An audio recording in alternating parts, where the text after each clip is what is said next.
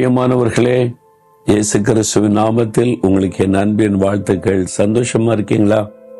நீங்க சந்தோஷமா இருக்கணும்னு தான் ஆண்டவர் விரும்புகிறார். எப்பொழுதும் கர்த்தருக்குள்ளே சந்தோஷமா இருங்க, இயேசுக்குள்ளே சந்தோஷமா இருங்க. அதனால தான் தினந்தோறும் உங்களோட ஆண்டவர் பேசுகிறார். அப்போ நீங்க சந்தோஷமா இல்லாம துக்கமா இருந்தா என்ன அர்த்தம்? இல்லை, சந்தோஷமா இருக்கிறோம், ஒரு நேரம் சந்தோஷமா இருக்குது, அடுத்த நேரம் ஒரு பாரம் வந்துருது. நம்ம சந்தோஷமா இருந்தாலே யாருக்கும் பிடிக்கல, உடனே மறுபடியும் ஒரு பிரச்சனை வருது, சந்தோஷத்தை பாதிச்சிருது. ஏதோ கொஞ்சம் சந்தோஷம் இருக்குது அப்படின்னு சொல்றீங்களா?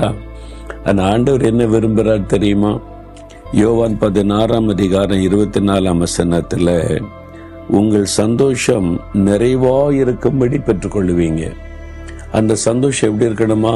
நிறைவா, ஓவர் ஃப்ளோயிங் ஜாய், அதாவது நிறைவான ஒரு சந்தோஷம்.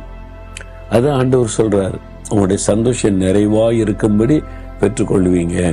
அதுக்கு என்ன பண்ணணும் அப்படின்னு கேட்டீங்கன்னா, கேளுங்கள். ஆண்டவர் சொல்றாரு, கேளுங்கள், அப்பொழுது உங்கள் சந்தோஷம் நிறைவா இருக்கும்படி பெற்றுக்கொள்வீங்க. யார்கிட்ட கேட்கணும்? இயேசு கிறிஸ்துகிட்ட தான்.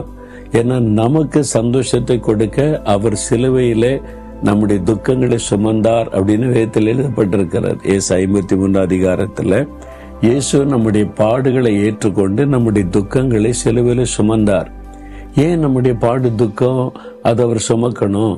நம்முடைய சந்தோஷத்தை பாதிக்கிற காரியம் என்னது? ஒண்ணு வியாதி, மனுஷரால் வர பிரச்சனை, பாவ பிரச்சனை, சில போராட்டங்கள், நம்ம சுத்தியில் இருக்கிற மக்களால் வரக்கூடிய நெருக்கம், நம்முடைய சந்தோஷத்தை பாதிக்கிற பல காரியம் இருக்குது. அப்ப அந்த பாடுகள், நிந்தை, நெருக்கம் எல்லாத்தையும் அவர் சிலுவையில சுமந்து என் பிள்ளைங்க சந்தோஷமா இருக்கணும், அவங்க சந்தோஷமா இருக்க அந்த துக்கத்துல நான் சுமக்கிறேன்னு சிலுவையில சுமந்து முடிச்சிட்டார். அதனாலதான் இயேசு கிறிஸ்து கொடுக்கிற சந்தோஷம் நிறைவான ஒரு சந்தோஷம், மன மகிழ்ச்சி, உள்ளத்துக்குள்ள ஆத்மாவில் உண்டாகிற ஒரு ஆத்மா அமைதி, ஒரு பெரிய சந்தோஷம். அது எப்படி விளக்கெல்லாம் சொல்ல முடியாது, அவ்வளவு பெரிய சந்தோஷம்.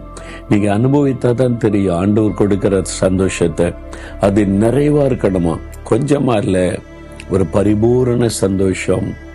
அந்த சந்தோஷத்தை ஆண்டவர் உங்களுக்கு கொடுக்க விரும்புகிறார். அதுக்கு தான் சிலுவைக்கு போனார். நீங்க விசுவாசித்தீங்கன்னா, ஆண்டவரே நான் கேட்கிறேன், எனக்கு அந்த சந்தோஷம் வேணும்.